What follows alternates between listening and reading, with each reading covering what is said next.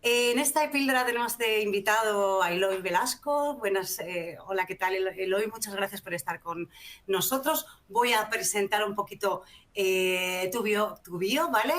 Eloy es licenciado en Derecho por la Universidad de Deusto, Bilbao, diplomado en la especialidad jurídico-económica en la misma universidad y es juez de carrera desde 1988.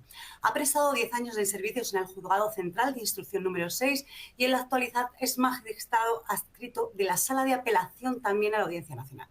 Punto de contacto en la Red Judicial Penal Europea, ha sido corresponsal nacional de Eurojust para asuntos de corrupción y en la actualidad es corresponsal nacional de Eurojust para asuntos de trata de seres humanos. Muy interesante. Miembro de la Red Judicial Española, ha participado en diversos proyectos internacionales sobre cooperación judicial internacional, foros formativos, consultoría, cursos, etc. Ha sido profesora asociada de Derecho Procesal Penal en la Universidad de Valencia y CEO y es miembro del UCIP de la Universidad de Alcalá de Henares. Ha realizado su tesis doctoral en delincuencia a través de Internet y nuevas tecnologías, aspectos procesales, que obtuvo la máxima calificación de sobresaliente cum laude por unanimidad por la Universidad de La Coruña, llegando a ser premio extraordinario de doctorado en el curso 2010-2011.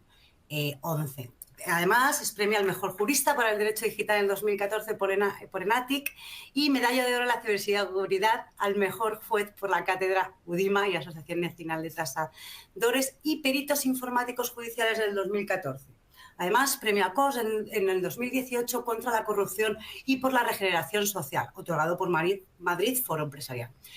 Adicionalmente, Cruz al Mérito Profesional por PSDI en 2024, autor de numerosas publicaciones científicas y libros jurídicos en el campo de Derecho Penal y Procesal Penal y de las nuevas tecnologías. Muchísimas gracias, Eloy. Menuda biografía, la verdad, muy interesante.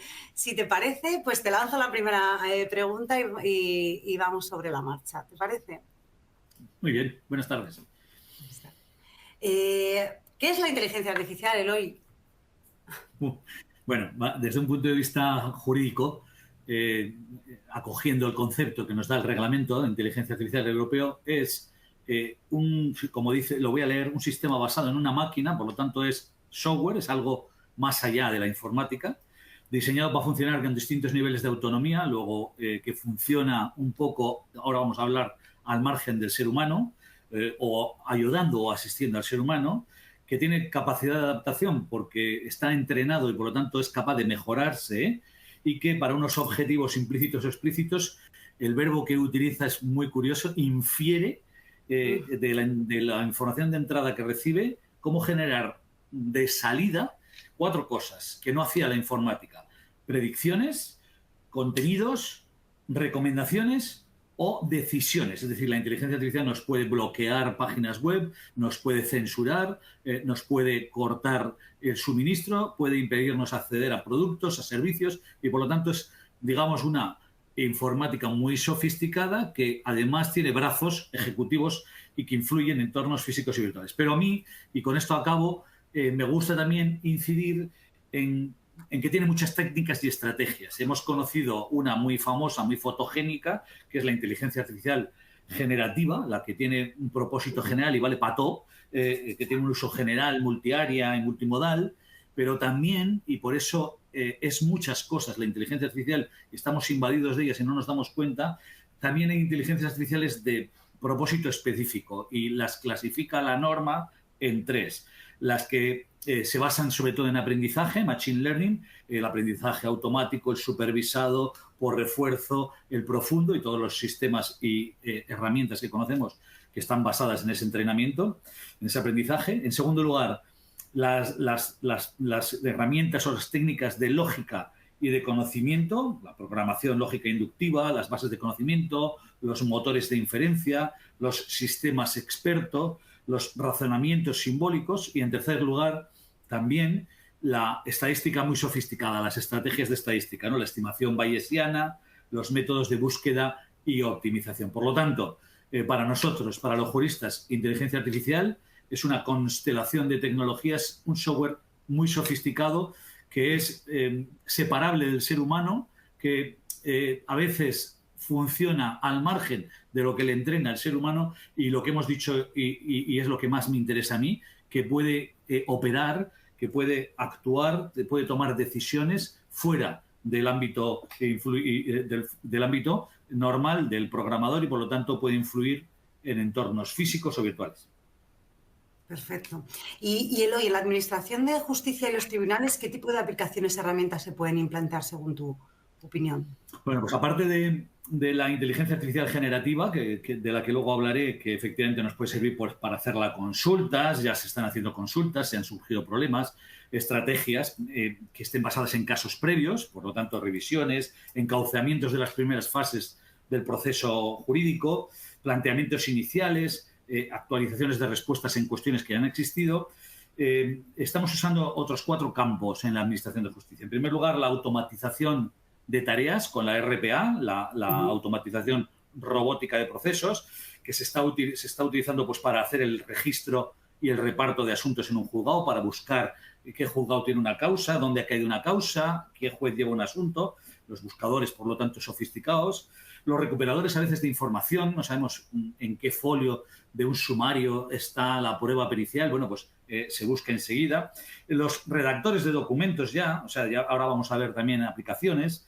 El análisis de documentación, puede la inteligencia artificial hacer resúmenes, clasificar información, detectar dentro de un conjunto de información dónde hay una que queremos e incluso, como hemos visto con la generativa, si sabemos preguntar bien a través del prompt, incluso sugerirte hasta respuestas. Y respuestas además cada vez más como son en lenguaje natural, cada vez más acertadas.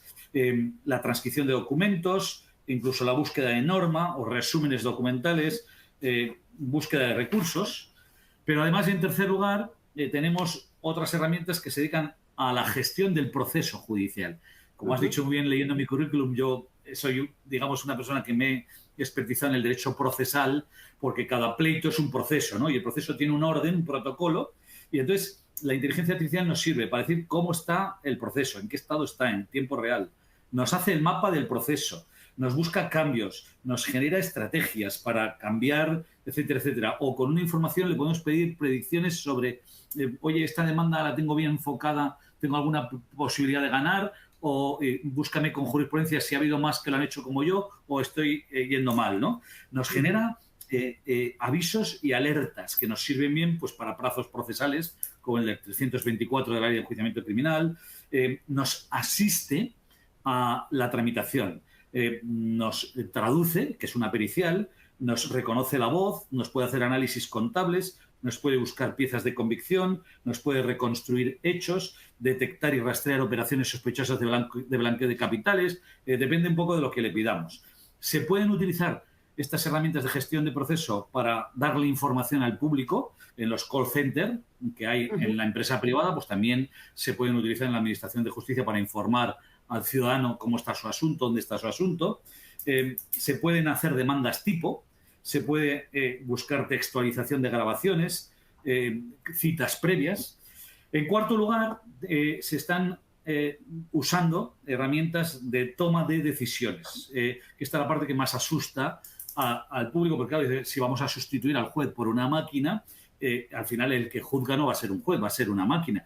Vamos a llegar a ese famoso juez robot. Bueno, en principio, ahora vamos a ver lo que tenemos en España, pero en abstracto y en principio hay asistentes a la toma de decisiones. El abogado toma decisiones, el fiscal toma decisiones, el juez también. Admite o deniega una prueba, dice si ya ha acabado de investigar o todavía tiene que seguir investigando, etcétera, etcétera. Y las hay, herramientas de inteligencia basadas en árboles de decisión, las hay que sirven para ayudar al jurista a argumentar, que a veces es importante. Las hay herramientas que te valoran la solidez de los diferentes medios de prueba. Incluso ahora veremos luego, cuando hablemos de casos reales, que ya se ha planteado en un tribunal, pues si tenemos el detector o no de mentiras, en base a pautas de comportamiento que estudia el algoritmo y que nos indica al final la alta probabilidad de que se esté mintiendo o de que se esté diciendo la verdad, y eso se puede aplicar pues, a la hora de las testificales, etcétera, en la justicia. Las hay muy interesantes basadas en las probabilidades y los riesgos que nos miden, por ejemplo, fíjese, el riesgo de impago que tiene un cliente, una persona, el riesgo de fuga que tiene una persona que está siendo juzgado, el riesgo de reiterar conductas delictivas que puede tener una persona, el riesgo de ocultar pruebas, qué cantidad económica, qué caución económica hay que fijar, pues para que una persona no huya o para que una persona no se lleve el dinero y deje un impagado, ¿no? Hay herramientas de alertas tempranas, hay herramientas de asistencia legal, hay herramientas que nos asisten en segunda instancia. Y el último punto, tenemos un quinto bloque, que son las que dan más miedo, que son las del juez robot, que yo propongo, porque soy partidario, y que ya se han utilizado en Estonia, en China, en Estados Unidos, en Inglaterra, en Canadá, etcétera, etcétera. Y por lo tanto, es imposible poner puertas al campo, que yo las propongo para materias sencillas y reiteradas. Por ejemplo, las condiciones generales de contratación, las cláusulas suelo, las cláusulas abusivas, las tarjetas revolving, la familia de mutuo acuerdo, el transporte aéreo, los cárteles de competencia, materias en alimentos, conformidades, juicios rápidos, asilo, extranjería, de tráfico, de abono de prisión provisional absuelta, de ejecución sin oposición, monitorios, verbales, allanamientos y muchísimas otras más. Y Eloy, una doble pregunta. Una, ¿hay cobertura legal para alguna de esas herramientas?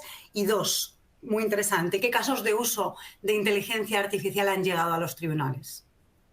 Pues muy brevemente, respecto a la primera, tenemos dos normas del año pasado, de finales del 23. Fíjate, una tan de finales que era el Real Decreto Ley 6 de 2023, de 19 de diciembre, que optó por establecer el principio de orientación al dato, de manera que la entrada a la información se basara no en documentos, sino en metadatos, de manera que se pudiera tramitar y apoyar la función judicial con la asistencia de la inteligencia artificial y facilitar actuaciones automatizadas, asistidas y proactivas, que son las tres tipos de actuaciones, con código fuente abierto. Esto es muy interesante porque la justicia tiene que ser transparente, tiene que saber explicar con cómo ya ha llegado a una determinada decisión para que el abogado o el fiscal o la acusación lo puedan controvertir y recurrir.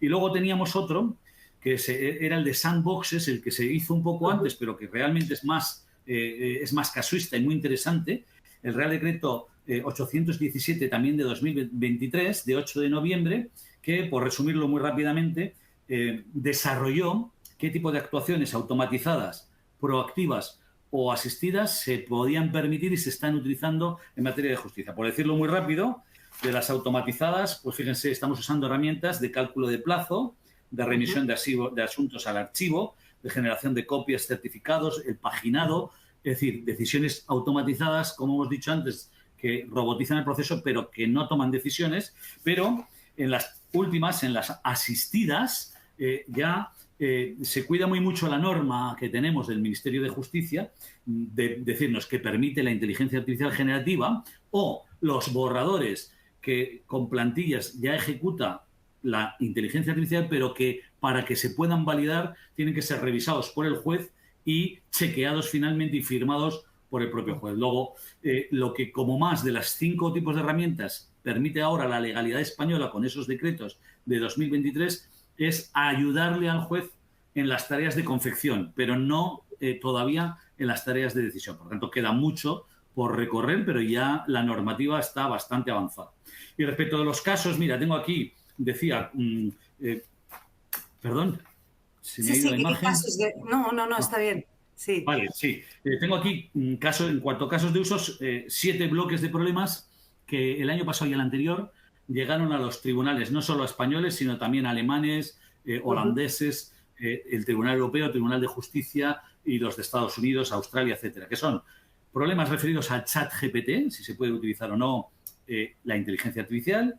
Un segundo bloque muy importante que ha llegado mucho sobre problemas de reconocimiento facial, que es una técnica de inteligencia artificial muy sofisticada.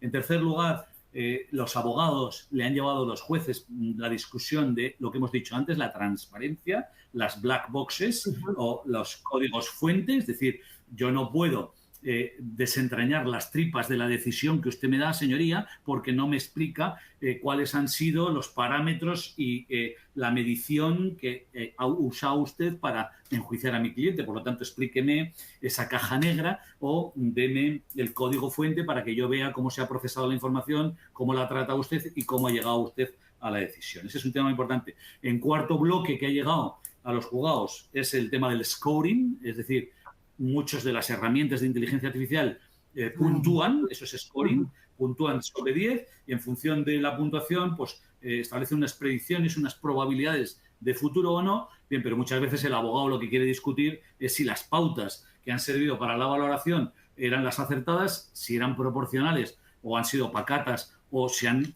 omitido algunas absolutamente muy importantes, y hemos tenido pues asuntos hasta el del bono social para darle la electricidad gratis a las mujeres que no tienen pareja, pero que sí que tienen hijos y que han sido discriminatorias y han llegado ya a los tribunales. En quinto lugar, el detector de mentiras, que se está utilizando para cuestiones de frontera, y la Unión Europea ha desarrollado dispositivos que descubren inmediatamente cuando entras en barajas con inteligencia artificial, haciéndote poner el iris, la mano y el pasaporte si es falsa tu identidad o no, y eso nos sirve mucho para la identificación en fronteras.